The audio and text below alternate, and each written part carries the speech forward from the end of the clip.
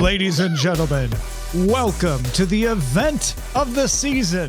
The best moment all year long. A moment that comes but once a year. It is the 2022 Killies Awards.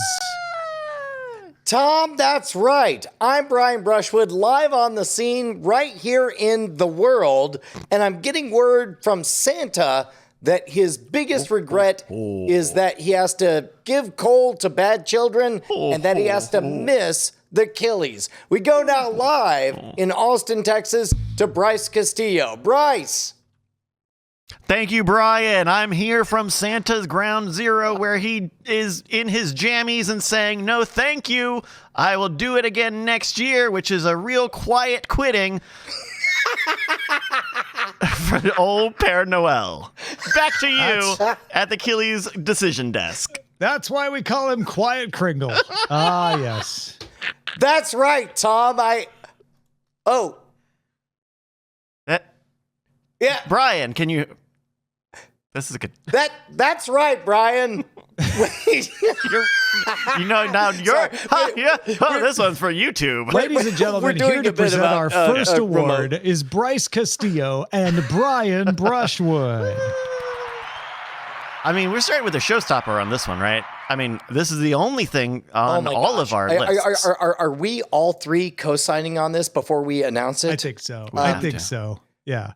Usually, other award shows, they string you along. They give you Best Picture at the end of the Oscar. They give you Best Song of the Year at the end of the Grammys. No, we respect you as an audience. That's why I'm wearing a brand new top hat as I tell you the winner in 3 categories across all of our lists. Yes, it is not only the bestness. Woo! It is not only the best show that starts small and fascinating and just keeps getting bigger from there. It is also, Bryce. Yeah, it's just at the top of my list. Well, sorry, I was trying to toss to you because I didn't want to scroll down. It's also the best sci-fi.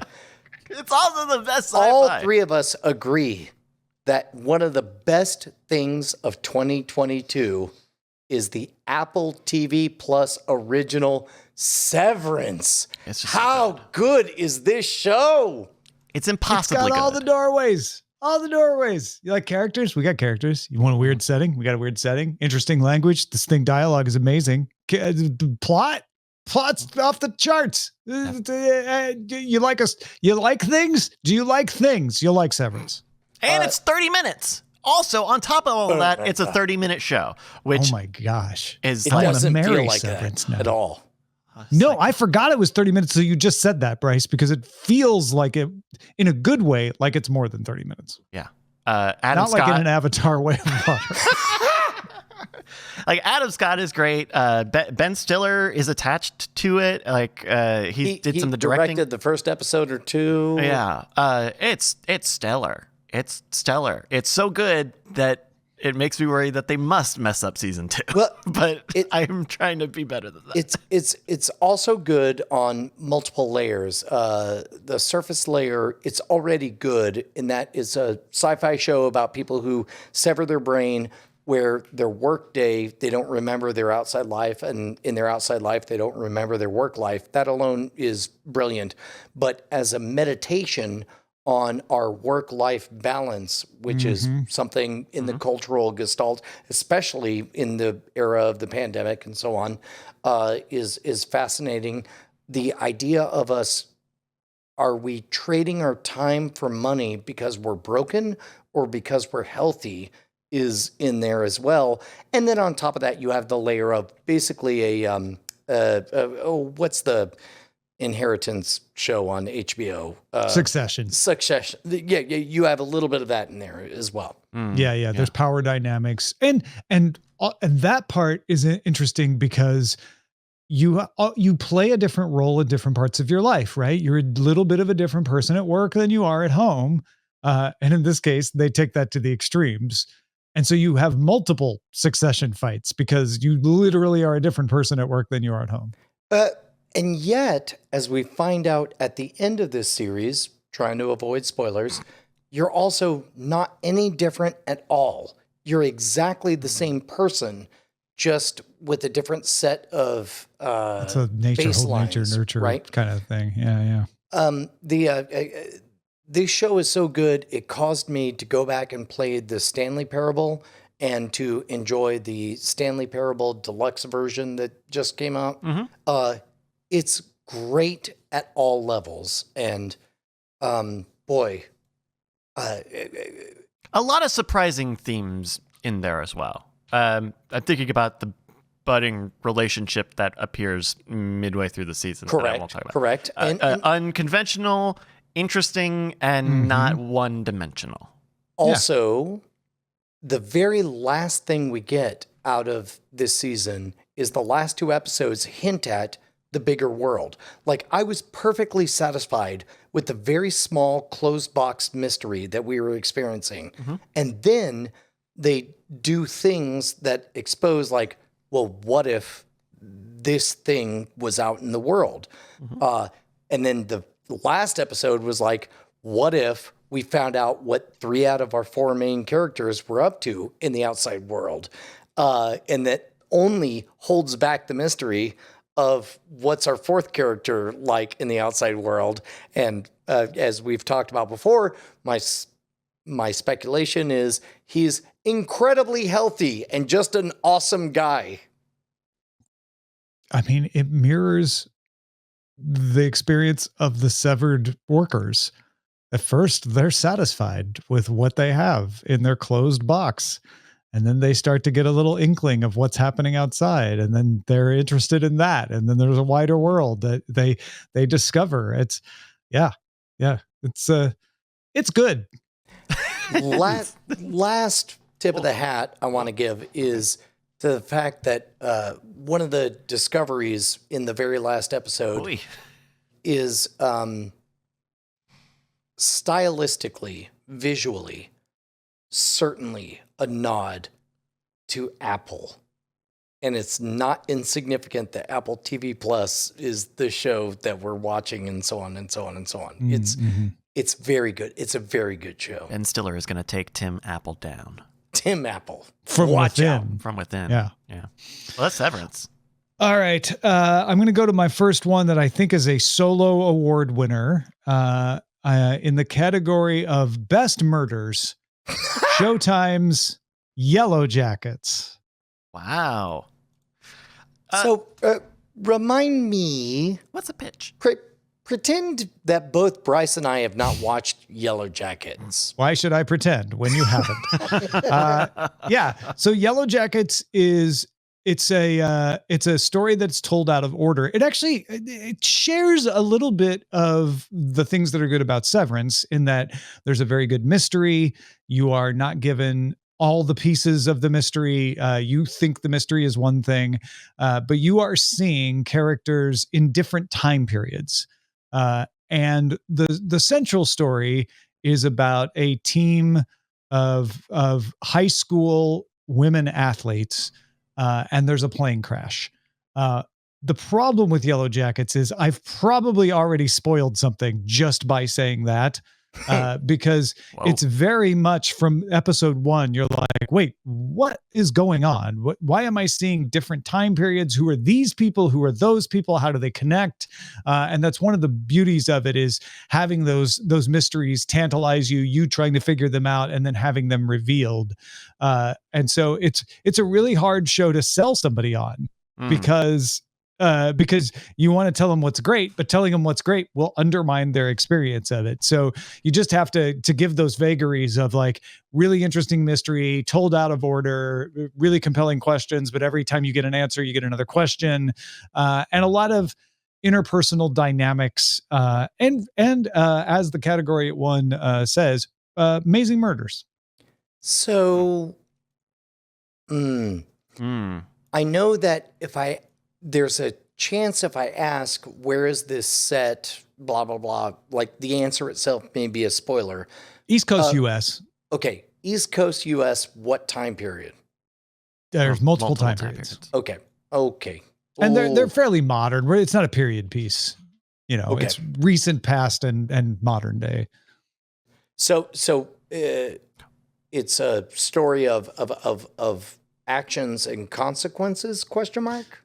Yes, and it's also dealing with sort of the consequences of your actions in the past and why you do things when you're young versus what you make of them when you've grown up. There's a little bit of that too. What is Yellowjackets on? Showtime. So you can add it on to Paramount Plus. You can get it on its own, or you can add it to your linear cable subscription, I suppose.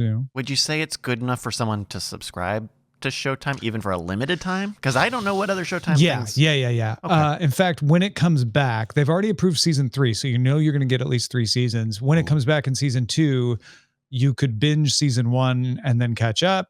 You could wait until season 2 is done and binge the whole thing. I started watching it partway through the season, and I caught up fast because every time I got to the end of an episode, I was like, well, now I need to watch the next one to figure out what happens next. It's that kind of show. Nice. Bryce, after Severance, what is your number 1 pick of 2022?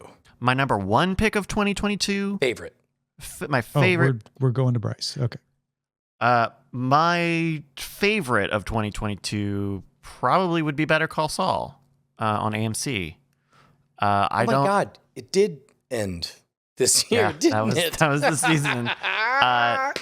That show's perfect. It's great. I mean, we've talked about Better Call Saul so many times. There's really no need to go over it, but this is an incredible drama, an incredible scale of a story, a fantastic perspective of, this fast-talking strip mall lawyer / real lawyer, and it's really fantastic, and you don't need Breaking Bad to enjoy Better Call Saul. I mean, it helps a little bit, and you can definitely tie them together, but it exists on its own in the Breaking Bad universe to an incredible degree. I oddly think Breaking Bad is more important at the beginning of Better Call Saul than it is at the end, which I thought it would be the opposite. But it's like to get you into Better Call Saul, because the earlier seasons to me aren't as compelling. You kind of have to have, by the end of Better Call Saul, you're like, oh, right, this is part of Breaking Bad. I almost forgot. Yeah. It almost, and I don't want to phrase this in a way that takes anything away at all, but it kind of reduces Breaking Bad because Better Call Saul is so good on its own that you realize that Better Call Saul is a very complex story with 2 main characters and the dance they do with all of their various individual demons, whereas Breaking Bad is only about 1 character. I'd say Better Call Saul is about 3 or 4 characters, even more than 2. I mean, you got Jimmy and Kim, but you've also got. I was gonna say, I think a lot of people think Breaking Bad is Jesse Pinkman and Walter White. Oh shoot, yeah, no, that's but legit. I think what you're saying is still true, which is that Kim and Saul are equivalent to Walter. And then what Bryce is about to say is there's some Jesse Pinkmans in there too. Right. You've got Nacho, who is an entire character. You've got a ton of Mike. You've got so much Mike Ehrmantraut. Oh shoot, I forgot about that. Yeah, nope, you're right. So it's really solid. I think it's hard to beat it. It's gonna be hard to beat it, and I'm excited to see everybody try. Better Call Saul. It's on AMC, or it's from AMC. Brian, have you got a pick? Yeah, in the category of best. Okay. With a period at the end. Right. And no explanation of the medium or the format. Andor is so good. I am on my 4th lap of watching the entire series. And at this point, I no longer experience the joy. I just am studying why it's so good. It is The Wire. It is The Shield. It is The Sopranos. It is Battlestar Galactica. So it's a prestige drama? It happens to be in the Star Wars universe. One of the greatest delights in trying to entice my 18-year-old daughter into the Star Wars universe has been saying, I don't know, give this a try. Let's take a look. It's very un-Star Wars for something that's in Star Wars. And she found it, if I say hilarious, that's diminishing. But she was fascinated by how something so good could be set in essentially a cartoon universe. Andor is excellent storytelling. And there are lessons there if you want to show up and hear them. It's the best. It's great. It's 3 movies in 1 season of shows. What is Andor about? Andor is a spy thriller. Okay. It's set in 1938. About. It's set in 1938 Germany. The Nazi regime is on the rise. On the periphery are a bunch of small towns that can get away with things and have not yet realized what a beast the Nazi regime is about to become.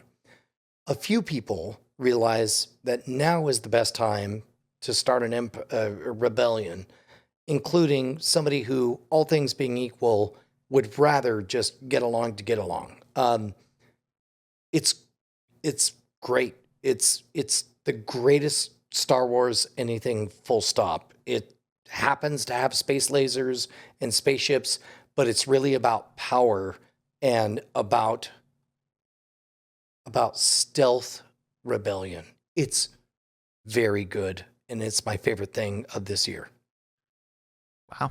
Certainly something that has captured hearts and minds, right? You are not alone in picking Andor for sure. Yeah, that was a very kind way to say that you do not share my enthusiasm. Oh, I think that's overselling it.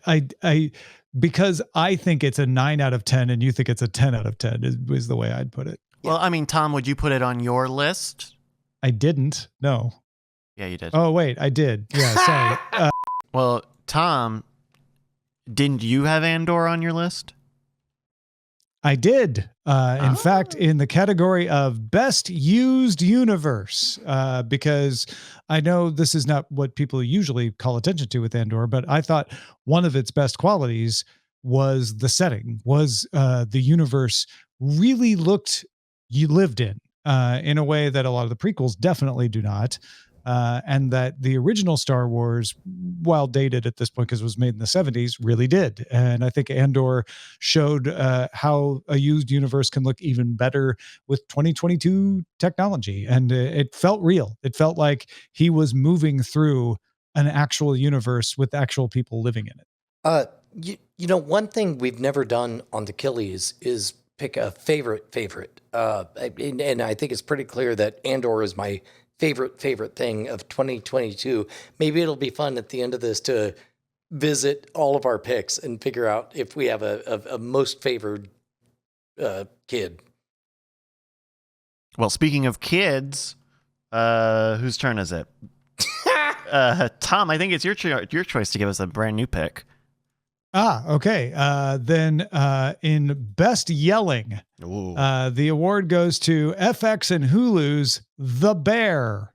Y'all watch The Bear? Bear's so good. I've seen the first 3 or 4 episodes. I got all the way up to the part where our protagonist was established as somebody who lost a brother to alcoholism, and then strangely I lost interest right around that time.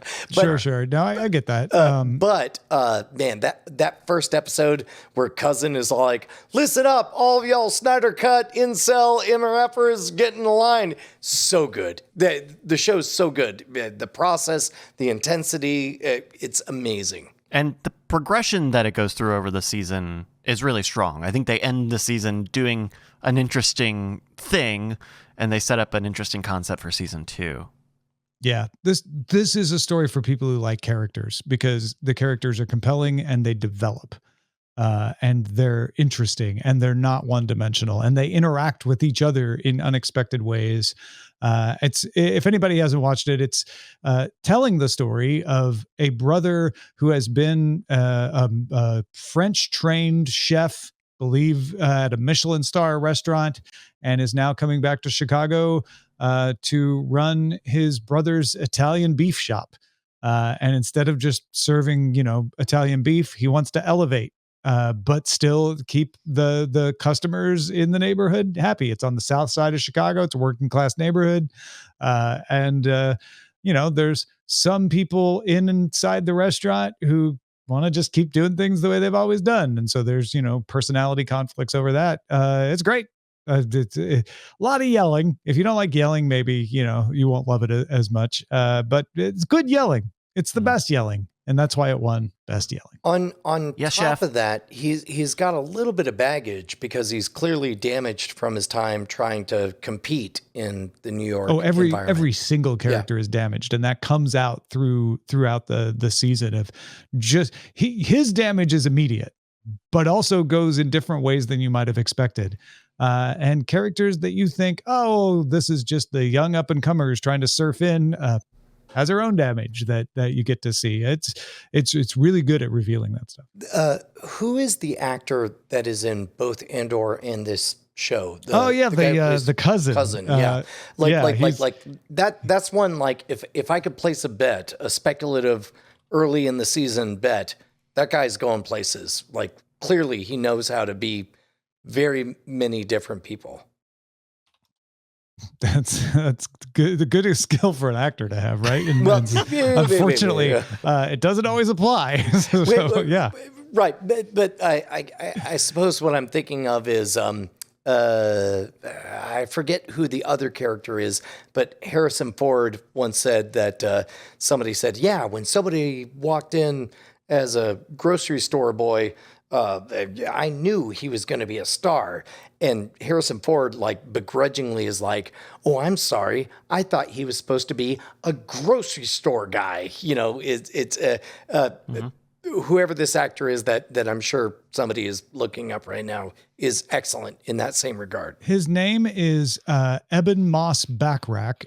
He's been working since 1999. He was in American Splendor.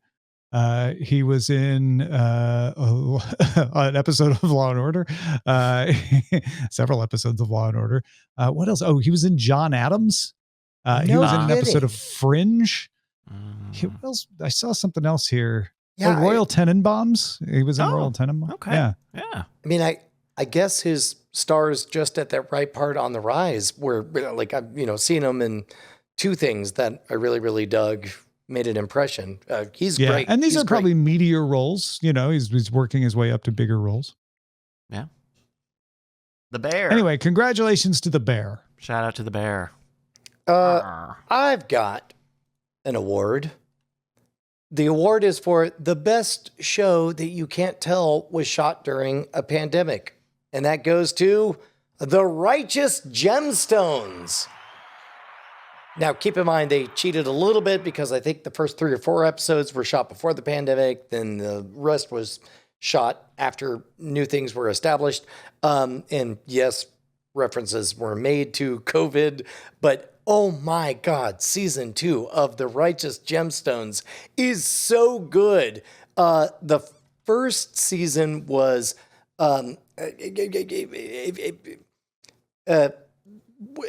was this one the whodunit, or each one is its own self-contained narrative, and they're utterly delightful within the power structure of a bunch of, forgive the cursing, dipshits who are fighting over their daddy's fortune. It's amazing. It's an incredible show.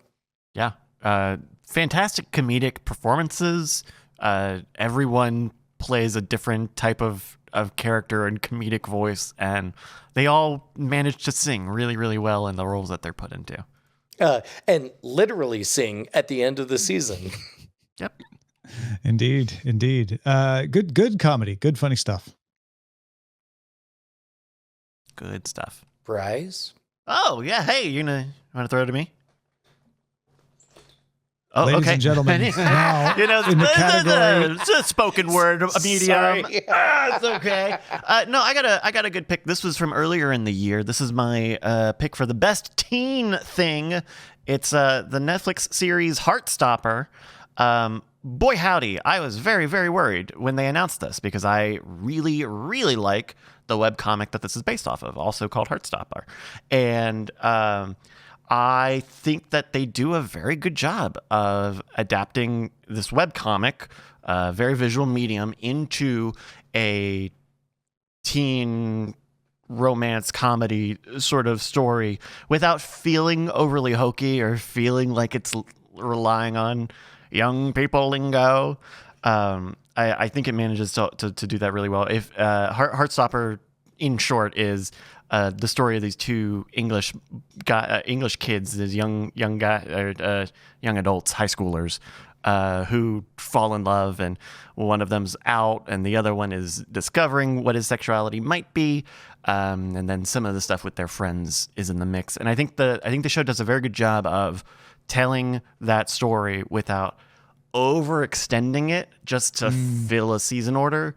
And so it feels pretty rapid. It feels like you're not going to wait all season 1 for them to like actually get together like some other romantic shows. So I really dig it. They've already approved a season 2 and a season 3, I believe. Really, really great. Get it in your life, even if you're not a teen. I think it's just very sweet. It's just really, really sweet. Heartstopper on Netflix. Oh, now I want to watch it. You mentioned it before and it sounded really good, but that's a great explanation of it. Yeah. It sounds fun.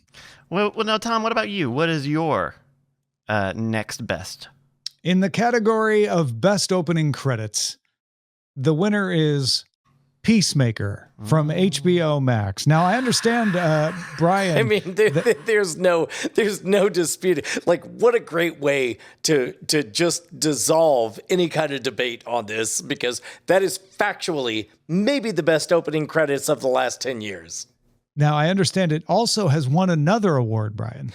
Yeah, no, it's the best TV show that begins with a previously on that shows clips from a movie. It's amazing. And it's not the only one that's done it, but I don't know. There was something special about it doing it, right? There was a previously on for, what was it? Was it WandaVision? Book of Boba Fett that pulled in elements of oh yeah, the prequels? Yeah. Oh no, yeah. It was Obi-Wan. Obi-Wan starts off with that's what it was that's with right. prequel stuff. Yeah. Bad previously on, by the way. Just a reminder, that previously on really stunk. Didn't do good. I also believe the MCU has done a little bit of that, maybe for She-Hulk or something. WandaVision. Yep. I think you're right about WandaVision too. Yeah. Loki. So yeah, and honestly, Peacemaker, it could win for its opening credits and the previously on alone, but also a really hilarious and unexpected show. A show that I thought was brilliant at walking the line of being funny without having to please someone's political sensibilities, and yet also not unnecessarily try to offend someone's political sensibilities, but instead go, hey, you know, a thing that's actually happening in the culture right now? People are disagreeing with each other about what is right and what is wrong and what is standard and what's acceptable. Let's actually have our characters have those disagreements, but treat each other like human beings and still be funny. And it was all of those things. Well, and you'll also notice that Peacemaker at no point apologizes for being Peacemaker. He's like that uncle, you know? He is who he is. However, what emerges over 10 episodes is that he's also a genuine person who will have your back, and you end up appreciating in a world where a lot of people use careful language to mess around with you. You know, he's not beautiful in spite of being simple. He's beautiful because he's simple. Because he is who he is. Yeah. And it's a fully realized character. Yeah. Oh, okay. Totally different tones in those two interpretations. No. I mean, Peacemaker's an idiot, and he's barely not becoming an idiot by the end of it. But it's because he's an idiot that he's Peacemaker. I don't know.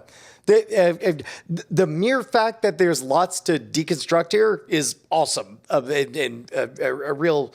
And it's still funny. Yeah. Very. Right? It's not like, well, we have to be funny but serious, right? Like it doesn't sacrifice the humor. It's got some good funny stuff. Agreed. Yeah. All right, Brian, what's next on your list? Well, I'm holding an envelope here that says here, best animated series to emerge from a notoriously toxic online video game environment. That's a weird category. Let me open it up. Let me see. What do I see here? It's Arcane on Netflix. Yeah.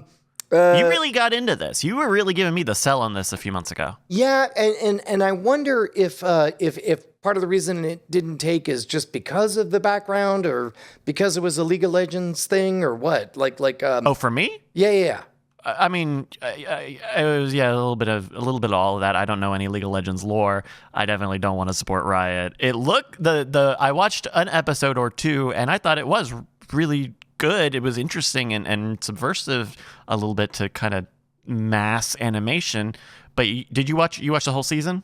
Yeah, it's great. The whole thing is great. There are good twists. Everything is visually rich, storytelling wise. You are respected as a viewer. I would say go in knowing as little as you can, and I think you'll have a very good time. I think that's not going to be difficult to do. Yeah. I enjoyed it too. Oh yeah, and I really wasn't expecting to, and that doesn't mean I was expecting to not enjoy it. I was just sort of like, everybody's talking about this. Let's give it a shot. I know, it's like, know nothing about the lore or anything else, and it was a surprisingly great story. Nice. That's Arcane. That's on Netflix. All right, Bryce, over to you. I got a big stupid fun for you. I got the best stupid fun for you. I love stupid fun. It's so good for stupid fun. You already know because it's been canceled. It's the Netflix live action adaptation of Resident Evil. Boy, that's how you know something's great, is when somebody considers how to sell it as great and sighs before the task. They do an interesting thing in the show of bouncing back and forth between two time periods. One pre-zombie invasion, the zombie outbreak, one post-zombie outbreak. And so they give two very different versions of the same character. You see her as a child in this gated community that Raccoon runs, and then you see her out in the Mad Max world where everyone is scraping by and doing all these awful things. And along the way, you get a very bombastic action story. You know, the woman's kind of being chased by the company, and the teenagers are trying to figure out what's going on inside Raccoon, despite the fact that it's Raccoon. The T-virus definitely happened in this universe. This is not the first zombie outbreak. No one cares, apparently. Well, I guess they nuked Raccoon City. Anyway, fun. Don't think about it too much. It's fun. It's fine and it's fun. And also, it being canceled is not the worst thing in the world. You could probably figure out what things they're going to do after that anyway. But I think there are people out there who want a good action thing. I think that choreography and the action, the tension is all very good. There's a lot of CG with all the zombies and stuff. And I think they make a good case for why she has to be backpacking through Europe for some reason. But yeah, I don't know. I'm gonna give the Resident Evil my 1 thumbs up award. 1 fun thumbs up. I didn't need really a punch up on that one, Tom. Okay. Hey, Tom, I noticed you're holding an envelope. What does it say? Yeah, Tom, what do you got? This is the nominees for Best Heart. A show with heart, a show where you're like, man, I just need a feel good story. Ladies and gentlemen, the winner of Best Heart goes to Netflix Extraordinary Attorney Woo. Woo! So somebody in the chat during tonight's episode just randomly shouted out that we should check this out. I know we did watch the preview, but it's like it's somebody on the spectrum who is interning at a place for a thing. Yeah. Woo! It is a Korean drama about a woman who is, like you said, on the spectrum, and she graduates top of her class in law school, but nobody wants to hire her because of the stigma. So she gets hired at one of these top law firms, and then nobody wants to work with her because of the stigma, but then they start to work with her. It is not played by a character with autism or anywhere on the spectrum, but she did a lot of work with people to try to represent well. You know, there's generally a favorable reception to her representation because she got a lot of things right that a lot of depictions have not gotten right in the past. It's not perfect, but it's certainly in world television a good representation, and in Korean television a huge leap forward to show someone in a lead role with a love story, being talented and not apologizing for who they are. And in some ways, it's also a procedural because there are various cases that come and go. It's not like one case through the entire series. And there is a little bit of a formula of case comes, there's a big problem, and then at one point, because she's really into whales, Attorney Wu suddenly sees whales up in the sky or in the reflections of buildings and gets the inspiration of like, this is the thing, this is the case law that I can remember because I remember all the case laws, or this is the thing we missed that can crack the case. And it's super fun. I really enjoyed it. Wow, fantastic. And you said that was a Netflix? That is on Netflix, yes. Extraordinary Attorney Wu. Woo! All right, Brian, I think you're up next. Yeah, dude, I'm holding an envelope right now that says the best, worst movie ever that Bryce bullied us all into watching, and the award goes to Moonfall. Bryce, I can't explain where in my heart this movie lives. It is so terrible. It's so bad. And for longtime listeners, like, you told us how bad the movie was.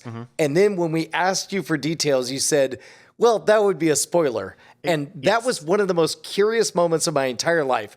Like, if it's terrible, why would Bryce not want to spoil it? And then I watched it, and it was like, don't watch it alone. Watch it with a friend. Watching that movie with my 15-year-old daughter was so good. It is so stupidly long. It is so insane, so bonkers, so awful. It's so high-minded. So much money was spent on it, and they couldn't afford an editor or one person to punch up the script.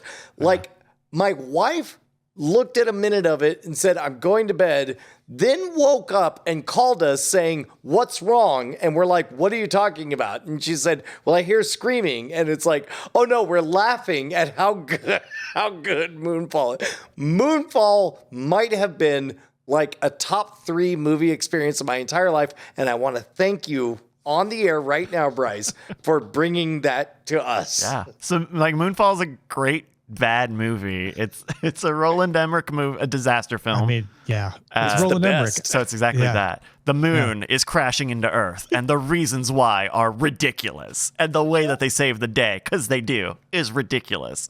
And the way that they leave the Earth afterwards is ridiculous. The sequel that they set up at the end of this movie is ridiculous. The thing that they say about human history and civilization in this is ridiculous.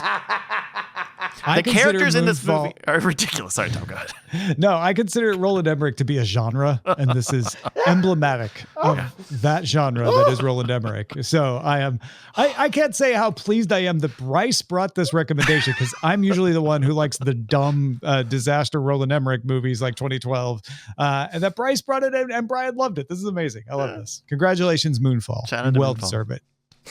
All right, Bryce, what's your next one? I got the best doubling down here for 2022. In fact, this was a Killie of mine last year before everyone got the good word.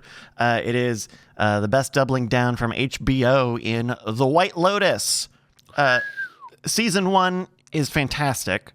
It is it does a fantastic job of juggling a lot of the same locations, a lot of the same characters. You know, this was shot because of COVID. This was shot kind of adapting to COVID, so it was all in one Hawaiian resort, a single kind of cast ensemble. And this second season where they go to Sicily and they really go all out. Between just all of the picturesque locations, all of the theaters and the gorgeous palaces that they film in, as well as just the heightened tension, I think, compared to season 1. I mean, season 1 has an interesting heist and a lot of interesting question marks about relationships, but season 2 is a battle of the sexes, and I think it has a lot to say about these characters and some of the ways that they live on this backdrop of the beautiful Italian coast. We watched The White Lotus season 2 for the first time on Spoiler in Time. Brian and Tom, what did you both think about The White Lotus? I am sad that I watched season 2 because to hear you tell it, season 2 was better than season 1, which means I started on heroin and now I have to go down to methadone to watch season 1. But it's great. It's great. Season 2 speaks to themes of intergenerational wounds that figuring out who you are. We see heists, we see cons, we see shenanigans. And a lot more mystery compared to season 1. Season 1 pretty much answers the questions. Season 2 intentionally doesn't answer them and it explains itself to a certain degree. And I think it makes a very compelling argument. And that's a tough thing to do, is to leave somebody satisfied, but with no calories. And that's what season 2 does. Like, we have no answers about what happens in the quadrangle. We have no answers about what the future holds for grandpa, son, and son of son, Yeah. We have, and yet I'm perfectly at peace with all of that. It's great. Fantastic. Tom, did you have Good job, and congratulations to the White Lotus. Very well deserved. I agree 100% with both of you. I would like to give this next award to the best show I found myself unexpectedly excited to watch. It was a show I started watching because my wife grew up as a Lakers fan. And I'm like, she's going to have some nostalgia. I'll have a little nostalgia from the 80s. This will be fun. It's all about the building of the LA Lakers when Magic Johnson was a rookie. The taking over of the team by a real estate mogul who was not expected to know anything about basketball. He's the person that brought in the cheerleaders. He bought the Forum and tried to turn it into a place that people went for entertainment. He created the Laker Club. It's called Winning Time, and it's all about the LA Lakers. A lot of people have criticized it for being unfair to certain characters because it's a fictional retelling, and yet it's incredibly entertaining to watch. And I was one of those things where I saw it show up in that Apple TV row and was like, "Ooh, let's watch that." Like every time, even though I didn't really think about it the rest of the time, but I was always excited to watch it. I'm a bit surprised that I fell off of it because the first episode, or maybe the first 2 episodes before I fell off, were very well told, but I persistently had this sense that there was a story that I was supposed to know involving sports, and I don't know, it didn't.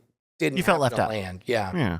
I mean, I don't think there was a story that you were supposed to know from following sports, because a lot of the stuff that I was seeing, I had to look up and find out, oh, is that true? But you have to have an interest in sports. It is not like a Friday Night Lights where you'll be like, yeah, you don't even have to know sports. You'll just love the story. It's very much a sports story. That's true. That I think you've nailed it. That's exactly the difference. Yeah. Well, Brian, who else nailed it this year? Okay, well, I'm holding an envelope that says best show that has my daughter in it. Oh. What? Let me open the envelope. Thank goodness you're reading this guy. It's I Wonder on Disney Plus. I Wonder on Disney Plus. Adorable show where they've licensed a whole bunch of clips from YouTube. There's slow motion stuff. There's digital shenanigans. There's learning magic, seeing magic, doing magic. And they happen to license several clips of me and my daughter, which it's one of those things where it's like, it's easy to forget just how crazy the world was during the pandemic. And during the pandemic, we did the insane thing of just taking a show that was about a cool magician at the bars and making it a dad teaching his daughter. And at the time, we didn't know what we were doing or why we were doing it. And it was really cool that later on Disney Plus was like, hey, those are great. Can we have those? And it's like, yes. And now it's a show on Disney Plus. I wonder. Very cool. Yeah. And a cool moment. Indeed. What's next on the list, Bryce? I got one for you. I like to throw some YouTube stuff in here every so often. I got one for you. I'll keep it short because I think it's hard to describe. But my best new content creator, I almost called this the best not for you category because it will be for not a lot of people, but is a live podcast called Skeleton Realm Live on YouTube. It's these two guys in Atlanta who it is difficult to explain what they do, so I will describe it like this. If you had two sociopaths write a comedy show, a live comedy podcast, and gave them some gear and stuff, this is probably what they would put together. It feels incredibly unhinged. They are really good at setting up surreal ideas and a little bit of an inside world. But I also think it will be difficult for people to get into. It is not exactly mainstream comedy. What was that? Okay, here I'm gonna tell you a line from one of their recent episodes, and if you find these sequence of words funny, you might like the Skeleton Realm Live crew. The cubes and the rhomboid hexatriangles are entering the circular area. That's one of their topic names, and it's the thing that they do is really funny as well. But But this is taken, or at least at face value, is taken seriously as this is the conflict of the RPG that they're doing. It's not even an RPG necessarily. It's if you in podcast circles, like if you like Hollywood Handbook or like alt comedy, sure. it is a little of that, right? It's saying something funny in a kind of a funny voice, but also it's written and there's some good stuff there. But I really dig this. I think it will be difficult for people to get into, but I think it's worth a try. Skeleton Realm Live. All right. Well, I am holding a Actually, sorry, envelope. we're going to take one quick second for Tom. Oh, sorry. I was trying to cover for Tom. Oh, I'm sorry. I thought we were going to. All right, Tom, what about you? What have you got your eyes on? In the category of Best Apocalypse, the winner is HBO Max's Station 11. Oh, my God. Tom, I'm ashamed to admit I have no idea what you're talking about. I have no clue. I had to look this up. No memory of this. I did not know this. Well, it won, so get used to it. I mean, that's the whole point of a war. It's on all of our maps. You don't have to all over my nominee. No. I want to know more. Tell us more about those stations. I haven't seen stations 1 through 10. Station 11. Station 11. You don't have to see the other 10. Station 11 is based on a book by Emily St. John Mandel. It was on HBO, and it is about a world where a virus rips through everything. And unlike us, they don't come out of the pandemic. It just keeps on killing people until there's a lot fewer people left. And so it's a story told out of order, where you're seeing some flashbacks to what happened, right as the virus was happening and people started to die, what happened as the virus progressed. And there's like some characters who are stuck in an airport. And then there's also like a present day where, the people have stopped dying. So whoever's immune is immune. And now folks are trying to deal and rebuild society. It's great. If you love apocalyptic stories, this is a really good, a really interesting apocalyptic story with some threaded mysteries where you're like, well, wait, those two people know each other at the beginning, but we're not seeing them in the same place towards the end. So what happened? How did they get there? Why did this person end up stuck there? And how did he get to know them? And who's this mystery person that's causing problems and all of that sort of thing? If you liked that aspect of Walking Dead, this is like way better because you don't even need the zombies to have that sort of like, how are people going to deal with human relationships? Is there a meta narrative that you could reduce to a sentence or two, or is that something best left discovered from them?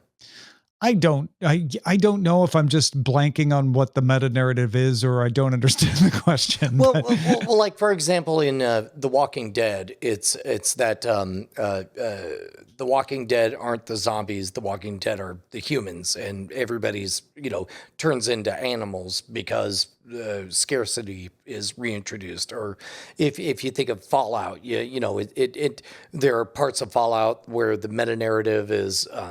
That if you all believe in the same shared hallucination. So there's a repeated phrase called "I remember damage," and you definitely that kind of hints at the meta narrative there. So you're talking about, I guess the meta narrative would be how people deal with trauma and survive and continue on.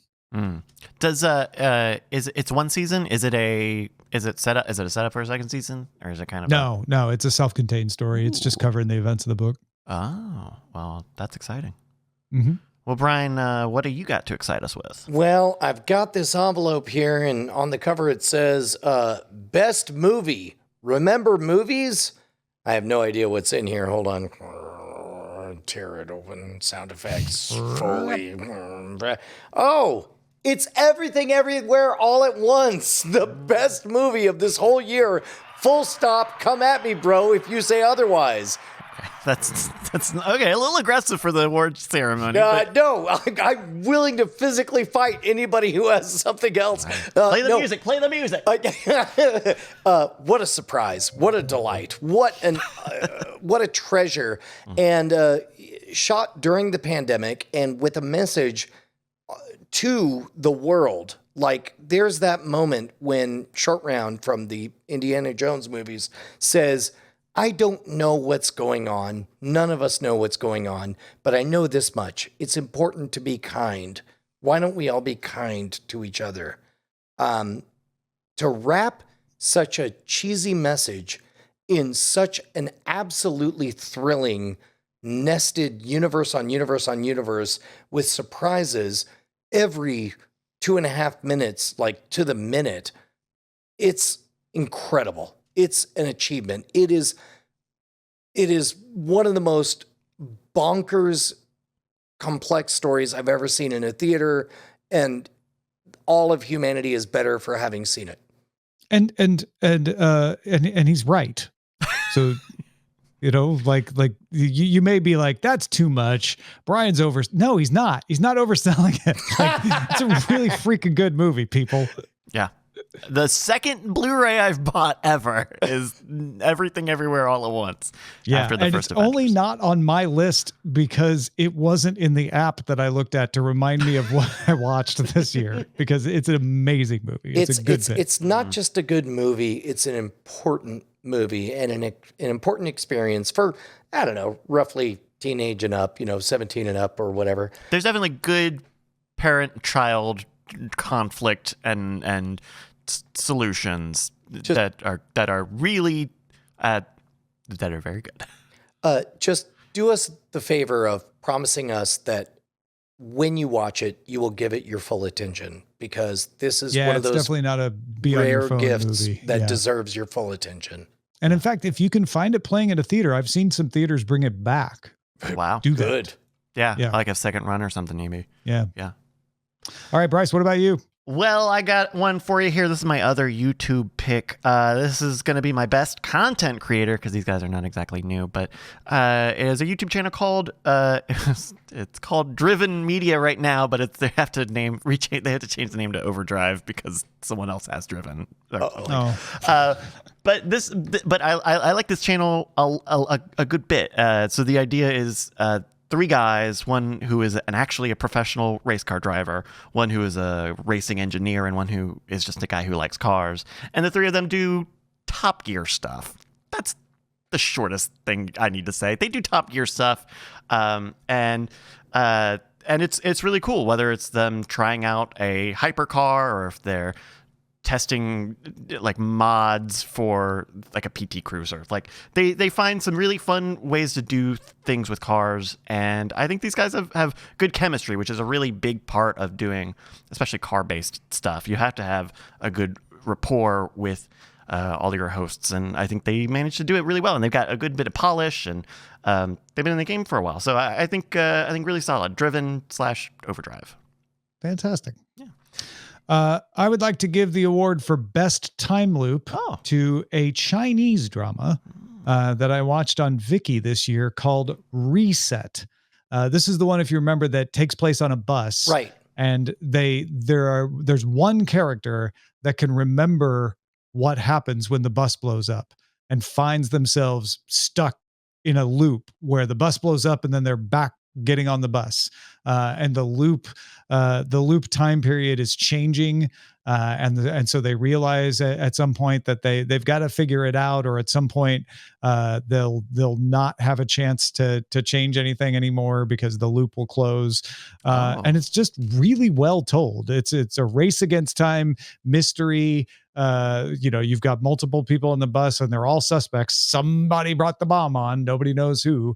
Yeah. And they have, they start to use the tools of like, okay, well, we know we won't solve it this time, so let's do this to try to figure out this aspect of the mystery, knowing it's still going to blow up and we'll get sent back to the front of the loop, but at least, we'll have this information. Just really, really well told story. Nice. So from the last part you said, it seems reminiscent of Edge of Tomorrow, right?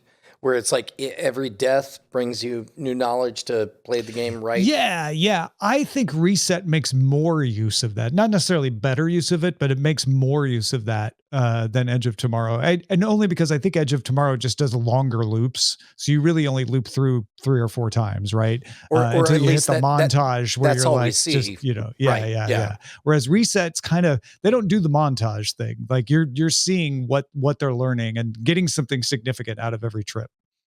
All right. Well, I'm holding an envelope and it says, please don't open this one. Let Bryce open it. And so I'm going to set that one down. And I'm picking up a new envelope that says, best movie that is kind of a plug for a very good podcast. I wonder what this is. What could it be? It's Netflix's original Operation Mincemeat. This has been kind of a surreal year because last year we released the first season of World's Greatest Con, which I'm very proud of and I hope everybody will listen to. But the story that we told, we knew vaguely that it was going to be made into a movie, but we didn't know anything about how they would tell the story. So Justin and I told the story as we understood it as fast as we could. And I think it's quite good. Then the movie came out and I thought, oh, now's the part where we get in trouble. Instead, Netflix reached out to us and said, would you like to interview the director of our movie? He directed the Oscar award-winning Shakespeare in Love, and that became an episode. It was a surreal experience. I'm very, very proud of what we contributed to the story, and I really enjoyed their iteration of the story. Please check out Operation Mincemeat, and I think you'll enjoy World's Greatest Con. He's playing you off. I already dove off the stage. I got my plug. I'm done. All right. Well, then I think it's me. He left this envelope up here for me, and this is the best. Bryce has to pick this one.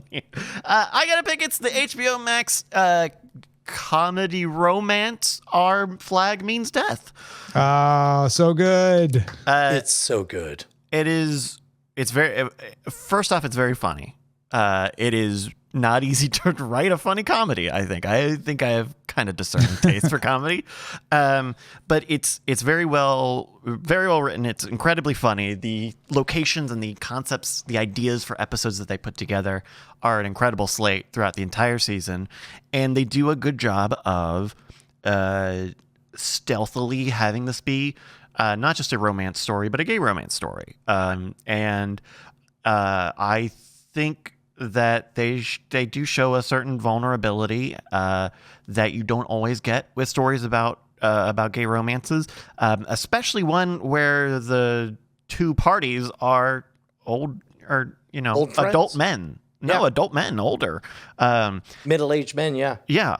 It's and it's handled with grace. There's talk of a beard, and that gets handled really, really well for a show set in Master and Commander times. Yeah. It is very, very 2022-ish in its stance on some of the things that it talks about, to great effect. And there's a lot of space for great guests. But basically the short pitch is, hey, Stede Bonnet, the gentleman pirate, he's real, and he's kind of a diphead.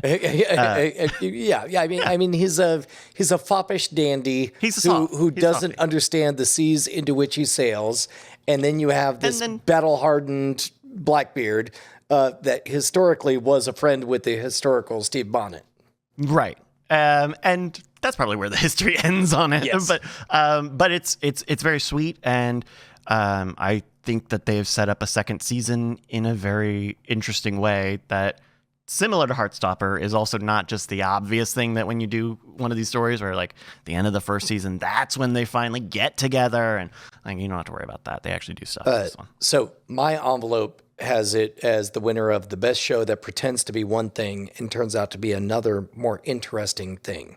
That is one of my favorite things for stories to do, is to market themselves and put themselves out as the first act, and instead turn out to be just fascinatingly surprising after that. And Our Flag Means Death definitely does that. And in fact, I held off as long as I could because I didn't like that, or I felt like people were taking away from the surprise by calling it the gay pirate movie or what have you, because the fact is, it's a historical The Office set on a pirate ship movie that happens to become utterly fascinating with a same-sex romance. I resent that I have to take away that surprise, because it was a surprise for me by even saying this now. Yeah. And I think there will, short of getting into just an actual research paper on the show, I think that there are perspectives you can take where pre-romantic plot lines, there's still a lot there about Stede and his personal life. So Our Flag Means Death. It's fantastic. Don't forget, in a previous ceremony, best show with Jim in it was also awarded to Our Flag Means Death, because don't forget Jim. Don't forget Jim's story. Oh, that's right. Yeah. That's right. That's an amazing story. That's the B plot to this. Our fascinating non-binary character, who is uncomfortable with either label. It's really fascinating, and it's deliberately anachronistic. It's a delight. I've watched the whole season 3 times. It's great. It's fantastic. I am so excited for a second season. There we go. Tom, I think we're going next to you. Yeah, the last of my envelopes tonight, in best capturing the old while keeping it new, a show that I also was always excited when it would drop on Thursdays. I would watch it almost immediately. If I couldn't watch it immediately, I was upset. And that was something that wasn't true when it premiered. When it premiered, I thought, well, I'll get around to watching that. But I liked it more and more every week I watched it. It was Star Trek: Strange New Worlds.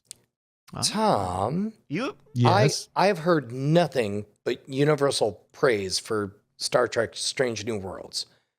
However, I have not seen any of them, so I'm going to ask you directly: Lower Decks or Strange New Worlds? Oh, you can't do that to the man. I almost put Best Star Trek as the category, and then I fought with myself over whether I could honestly say that, given that Lower Decks exists.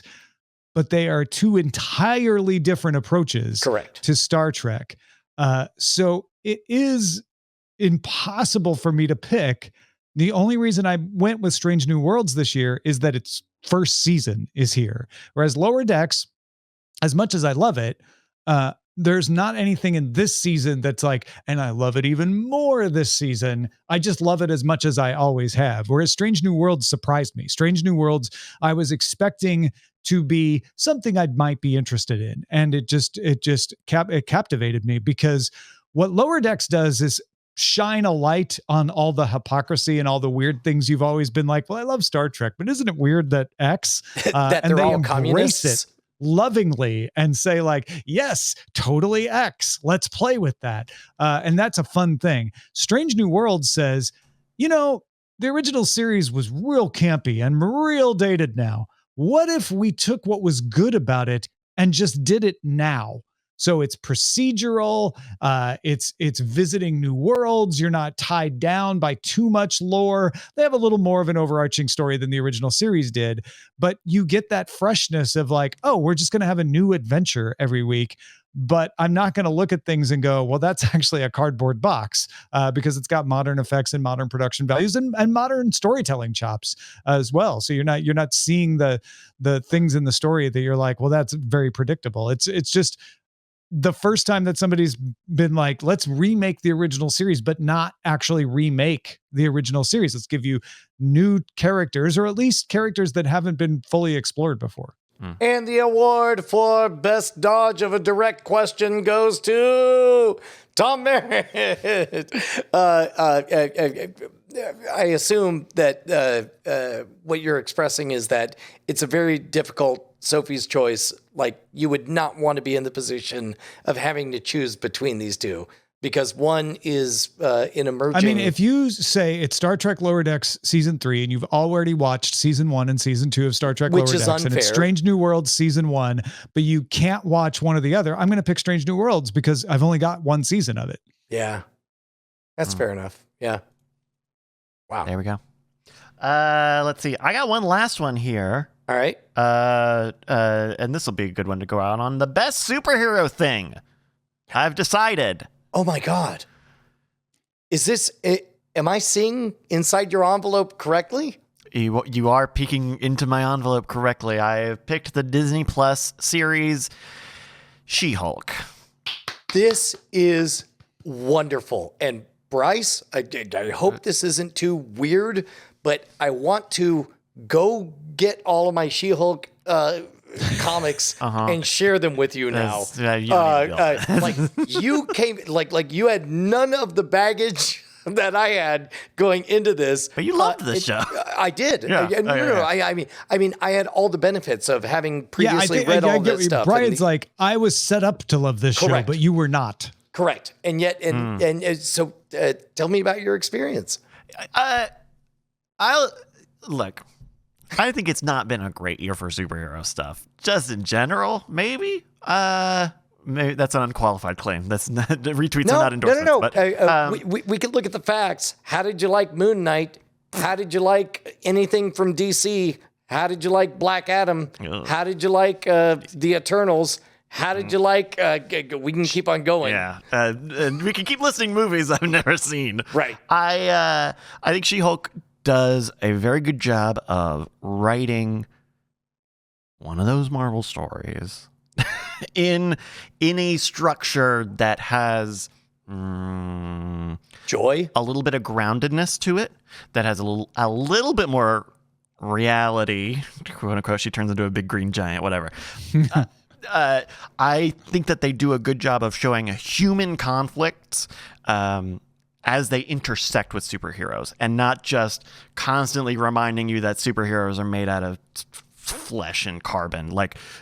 No, she is a successful person. She is powerful. She has a lot of emotional strength to go with the physical strength, and I think that. Granted, none of these are original, but I think this is probably the best Marvel character at the moment. The Marvel visual universe character. She's actually funny. She's not all caught up in herself. The thing that she's worried about, I think, are very real human concerns about having a public image versus a private image, having physical differences, any number of things that I think that the show does a good job to at least touch on, if not maybe go as far as it could go. Tom and I think were already primed to want to love She-Hulk. Tom from, what's her name? The main character? Oh, Jen? Tatiana Maslany. Yeah. Oh, Right. yeah. Because Tom has been telling me about how talented she is, and I've seen some Orphan Black, and Tom is right. Me from the backstory of She-Hulk and everything, and this idea of a fabulous superhero. I, in general, love this show so much, and not for nothing, I find it weirdly validating that you, not knowing much about any of the acting talent, not having experienced any of the backstory from the comics, just came in and are like, yeah, that's good. I like that very, very much. You know, I feel like I don't get to say that enough about Disney stuff. Hey, that's good. Yeah. But I really dig it. Yeah, there's a few moments that are kind of corny. I think Meg the Stallion, maybe a little bit of a stunt cameo, but it's very short that she's in. But I think it's really solid, and I think it is the right balance for these MCU shows of being not so heavy emotionally the entire time, and trying to cut it together with the one-liners and the quips. Like this is a little bigger than that in a good way. So I'm glad to say it's She-Hulk. Thank you. Before we get to the Abandonees, I'm noticing a bunch of torn up sheets on the floor here. I'm not sure why these are here. You can't stop yourself. You couldn't keep it at 10. We put a limit at 10, and Brian just can't stop him. He's like, I can't stop at 10. I don't know what they were saying, but this one says Hacks, throw it over the shoulder. This one says Rick and Morty, throw it over the shoulder. This one says The Boys, throw it over the shoulder. This one says Lower Decks, throw it over the shoulder, and we're done. I definitely had 3 of the 4 on my floor as well. Oh, really? Like almost. The Boys is good. I don't know. The Boys that was this not one of them. Season was great. I don't know that it's not my Hacks, Abandonie Rick and for Morty, sure. and Lower Decks. Yeah, they could have very easily been in there. Yeah. All right, the Abandonie. This is the one show that we save to the end. Again, unlike those other award shows, we give you the good stuff up top. Yeah, no. The Abandonie. We want to end with a bad taste in your mouth. That's right, exactly. We want to leave you ending this year with a horrible taste in your mouth. No, my Abandonie lately for the last several years has been a show where I'm like, oh, I thought I liked that show, but I guess I didn't, because I stopped watching it and totally forgot I stopped watching it. And this year that was Lock and Key.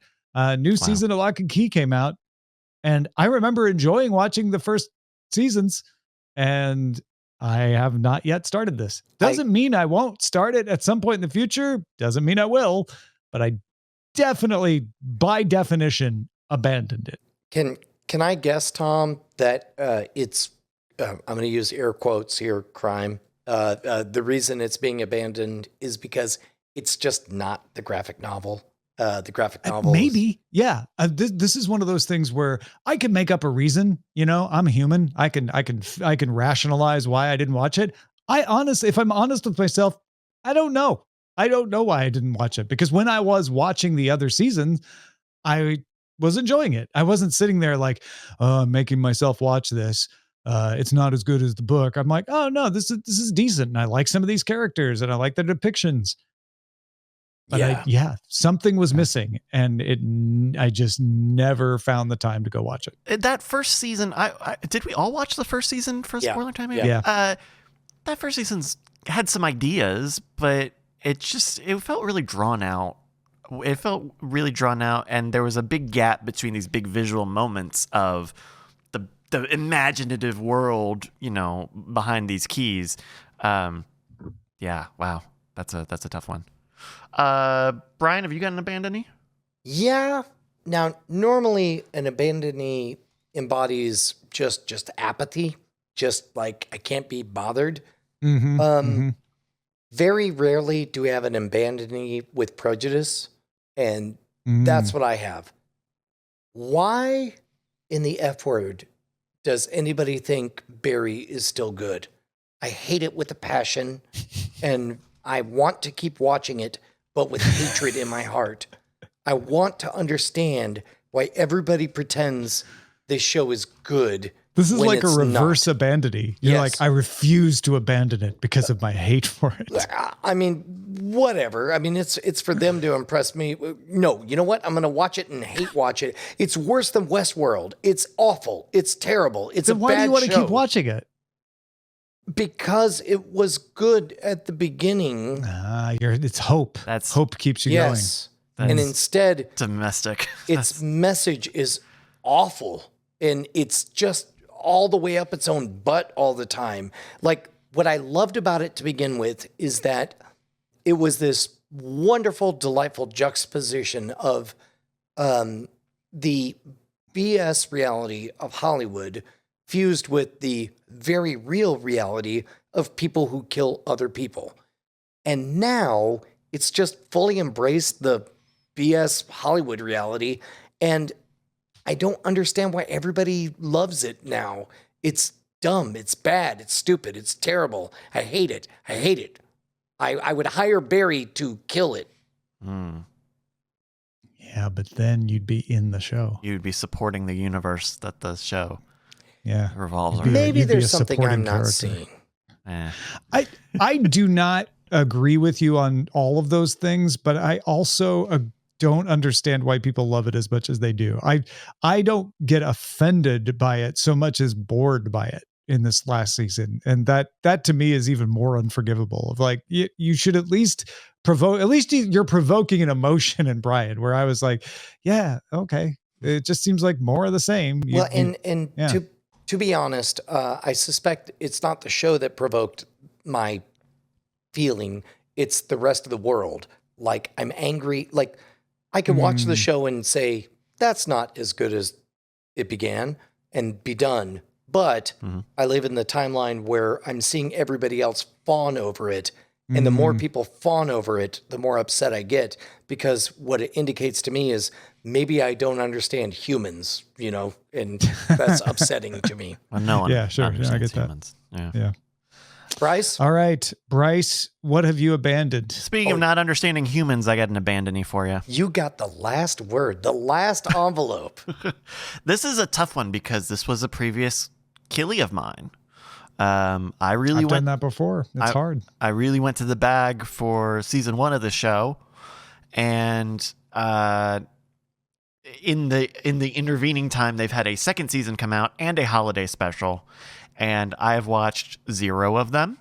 And it's not because I don't like the characters, because I think the characters are interesting and they have an interesting dynamic. It's not because of the concept, because I think the concept's fine. The writing and the animation are okay, but for whatever reason, I just have fallen off of the Solar Opposites train. This is the animation from Hulu, and it Justin Roiland. Justin Roiland's involved. Mike McMahon is involved. It looks like Rick and Morty from the way that it's animated, and the idea of like these two aliens who come to Earth to take over Earth, Blend in. and to blend in, but they don't blend in at all. quotes. There's something there. There's good stuff there, but I think the thing that worried me is that in season 1 they did a special episode where this thing that was going on in the background of the first season becomes a whole episode, which is fine and fun and fancy. But then they did a sequel. That's right. I did watch some of season 2 because they did a sequel in the second season, and it was fine. But I'm not here about the mini people. I don't want that. I want the other guys. And Keep it simple, James Cameron. I didn't come here for 75 nested narratives that are going to pay off in some theme park, Avatar 2. It's not the simplicity of it. It's just that's too cute. You're doing too many cute things. Like, okay, like it feels different than something like the Rick and Morty, say, Interdimensional Cable, which is admittedly a clip show of clips that I've never been made before, where this thing is like, oh, we've made our own secret Easter egg and now it's all serious and we're going to dedicate entire episodes to it now. It's fine. It's interesting, but it is two okay things that should not be merged together. And just that alone, I think, kind of pushed me away from it. And it's a shame because I do think that first season is funny and I'd like to give it another try, but at the moment, it is not something I'm going to watch. Are you angry at it the way I'm angry at Barry? No, No one else likes it. That's true. He doesn't have that problem.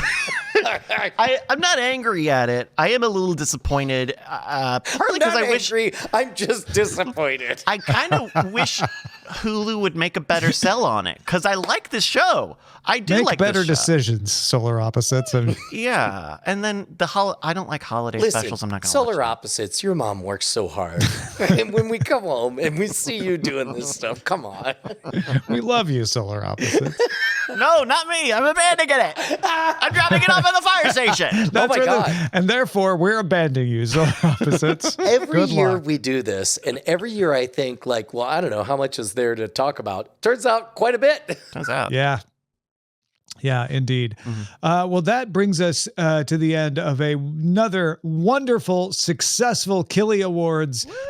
In previous ceremonies, some of you gave Killie Awards of your own in craftsman categories or other categories. Send them to us, cordkillers@gmail.com. Also, tell us why we're wrong. Sure. Yeah.